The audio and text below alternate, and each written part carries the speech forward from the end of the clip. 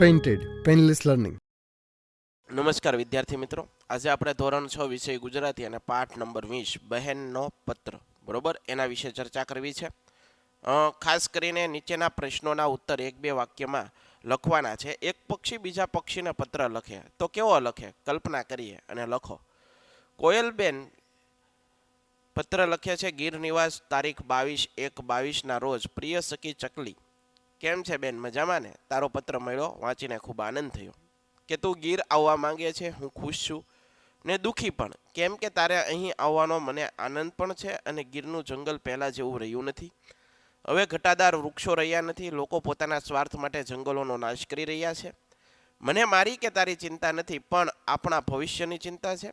આપણી આવનારી પેઢીને રહેવા માટે ઝાડ મળશે કે નહીં એ મોટો પ્રશ્ન છે. એ બધું જવા દે, બસ વહેલી ને મળવા આવજે. ચકા કાકા અને ચક્કી કાકી છે એને મારી યાદ આપજે. લિખિતન, તારી પ્રિય સખી કોયલ.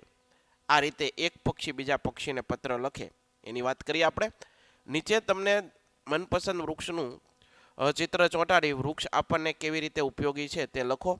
તો આપણે વૃક્ષનો ઉપયોગ લખવાનો છે. લીમડો એક એવું વૃક્ષ છે જેના થડ, પાંદડા અને બીજ ઔષધિ તરીકે કામ આવે. ગામડાના લોકો હજી પણ તેની ડાળનો ઉપયોગ કરીને દાંતણ કરી રહ્યા છે. તેના પાનનો ઉપયોગ દવા માટે કરવામાં આવે છે. તેના બીજ ઔષધિ તરીકે વપરાય છે. જોકે તેના પાંદડાની કડવાશના કારણે લોકો પસંદ નથી કરતા, પરંતુ તેના આશ્ચર્યજનક ફાયદા આયુર્વેદમાં જણાવવામાં આવ્યા છે. દરરોજ સવારે ખાલી પેટે લીમડાનું પાન ખાવાથી શરીરની ઇમ્યુનિટી વધે છે. લીમડો, જેને ચમત્કારી ઔષધ તરીકે ઓળખવામાં આવે છે, તેના દરેક ભાગનો ઉપયોગ ઔષધિ બનાવવા માટે થાય છે. લીમડો લોહીને પણ શુદ્ધ કરે, શરીરમાં કોઈ પણ ઝેરી પદાર્થોને બહાર કાઢવામાં પણ મદદ કરે. લીમડામાં ફંગસ, વાયરસ અને બેક્ટેરિયા સામે લડવાની ક્ષમતા છે. આથી તેને એન્ટી કેન્સર ગુણધર્મો માટે પણ જાણીતો છે.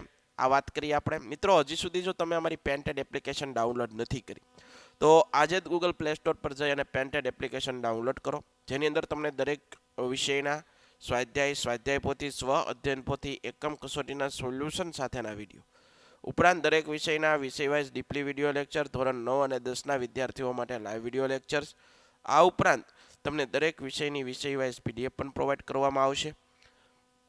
ભાવનગર ખાતે જો તમે વસવાટ કરતા હો તો તેના માટે ધોરણ 8 થી 12ના તમામ વિષયોનું કોચિંગ પૂરું પાડતી કોચિંગ ઇન્સ્ટિટ્યૂટ આલ્ફા એકેડમી કાર્યરત છે. તમે એમાં જોડાઈ શકો, એનો સંપર્ક કરી શકો. યુટ્યુબની અંદર તમને અમારા વિડીયો ગમતા હોય તો અમારી યુટ્યુબ ચેનલ છે પેન્ટેડ યુટ્યુબ ચેનલ. હજી સુધી સબસ્ક્રાઇબ નથી કરી તો સબસ્ક્રાઇબ કરો, જેથી કરીને તમને અમારા વિડીયોની માહિતી મળતી રહે. ત્રીજો પ્રશ્ન છે, આ પત્રમાંથી માતૃભાષાનો મહિમા વ્યક્ત કરતા 5 વાક્ય લખો. આપણને વિચારો માતૃભાષામાં જ આવે છે. આપણને સપનાઓ પણ માતૃભાષામાં જ આવે છે. માતૃભાષા હૈયેથી વણાયેલી છે, તરત ઓઠે આવે છે. હાથ કરતાં પણ વધુ હાથ વગી આપણી ભાષા આપણી માતૃભાષા છે. માતૃભાષામાં શિક્ષણ મેળવવાથી આપણી જે કલ્પના શક્તિ છે, આપણી વિચાર શક્તિ છે, આપણી જે તર્ક બુદ્ધિ છે એ ખીલે છે. બરાબર? ડાબેથી જમણે વાંચતા એક જ અર્થ થતો હોય તેવા ઉદાહરણો આપો. લીમડી ગામે ગાડી મળી, જ્યારે બાવા બારે જા, નવજીવન, મલયાલમ, ગરમા નાના માર્ગ, સીમા મારી, રીમા માસી, નમન. બરોબર? આ બધા ડાબેથી વાંચો કે જમણેથી વાંચો એક સરખું વાંચે. તમને વોટ્સઅપ કે પત્ર લેખન પૈકી શું ગમે, શા માટે? સૌથી વધારે પત્ર લેખન ગમે. તેમાં મેસેજ, ફોટો, વિડીયો સરળતાથી મોકલી શકાય, સ્ટેટસ મૂકી શકાય, ડોક્યુમેન્ટ ફાઇલ મોકલી મેળવી શકાય, વિડીયો કોલ અને ઓડિયો કોલ પણ કરી શકાય. સાથે સાથે દરેક ભાષામાં માહિતીની આપ-લે કરી શકાય. નીચેના શબ્દકોશના ક્રમમાં ગોઠવવાના છે, જે તમે અહીંયાથી જોઈ શકો, લખી શકો. તમારી દિનચર્યા લખો. આજ તારીખ 16 જાન્યુઆરી 2022 રવિવાર. દૈનિક ક્રિયા પૂર્ણ કરી નાહી ધોઈને તૈયાર થઈ અને ભગવાનના મંદિરે દર્શન કરવા ગયો. ત્યારબાદ નાસ્તો કર્યો અને છાપું વાંચવા બેઠો. આજે રવિવાર હોવાથી સવારે થોડીવાર ટીવી જોયું. ત્યારબાદ થોડીવાર આરામ કર્યો. બપોર પછી મિત્રો સાથે તેના ખેતરે ફરવાઈ ગયો. ખેતરની તાજી હવાનો આનંદ માણવાની મજા ખૂબ આવી. ત્યારબાદ ઘરે આવી અને થોડીવાર ઘરના વડીલો સાથે વાતચીત કરી. ત્યારબાદ સાંજે જમ્યા બાદ થોડીવાર મિત્રો સાથે બેઠો અને સવારે વહેલું સ્કૂલે જવાનું હોવાથી વહેલા સૂઈ ગયો. આ આપણી દિનચર્યા. બહેનનો પત્ર જેવો અન્ય પત્ર તમારા બાપુજીને લખો. યોગેશ પરમાર, મોટા ખૂંટવડા, તાલુકો મહુવા અને જિલ્લો ભાવનગર. તારીખ 18/2/2022. પૂજ્ય બાપુજી, તમારા દીકરા યોગેશના આદરસહ પ્રણામ. તબિયતમાં સુધાર થઈ રહ્યો છે અને તમે હવે થોડું હરોફરો છો.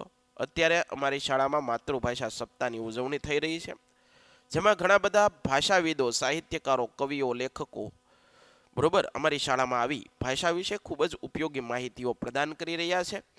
અને અમારી શાળામાં પુસ્તક મેળો પણ યોજાશે, જેમાં પણ પ્રસિદ્ધ લેખકો, ખ્યાતનામ પુસ્તકો વ્યાજબી કિંમતે મળવાના છે. તમારા માટે એક સારું પુસ્તક ખરીદીશ. આગળ વધુ ન લગતા હું મજામાં છું. આશા રાખું છું તમે બધા મજામાં હશો. હું મારી પરીક્ષા પૂરી કરી જલ્દી આવીશ. સાથે મારા મિત્રો પણ આ વખતે મારી જોડે ફરવા આવશે. ભેગા મળીને ખૂબ આનંદ કરીશું અને આપણી ભાષા વિશે વધુ જાણકારી તમારી પાસેથી મેળવીશું. લિખિતન તમારો વાલો પુત્ર યોગેશના પ્રણામ. તમે લખેલા પત્રમાં તમને સૌથી વધુ આનંદદાયક કઈ ઘટના ગમી, શા માટે, એ લખો. મેં લખેલા પત્રમાં સૌથી વધુ અમારી શાળામાં પુસ્તક મેળો યોજાશે તે ઘટના વધારે આનંદદાયક લાગશે, કારણ કે પુસ્તક મેળામાં ખૂબ જ પ્રખ્યાત લેખકો, કવિઓની સુવિખ્યાત કૃતિઓ, પુસ્તકો રજૂ થવાના છે. આ બધા પુસ્તકો વિશે જોવા અને જાણવા મળશે. સાથે પુસ્તક ખરીદવું હશે તો પુસ્તક પણ વ્યાજબી ભાવે મળશે. મારા પિતાજી માટે હું એક પુસ્તક ખરીદીશ. આ ઘટના વધારે મને ગમશે.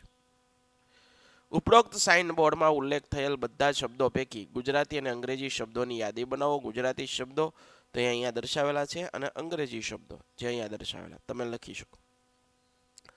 નીચેના શબ્દ વૃક્ષમાંથી સમાનાર્થી શબ્દોની જોડી બનાવીને લખો. વૃક્ષ ચિત્ર ઉમેરવાનું છે.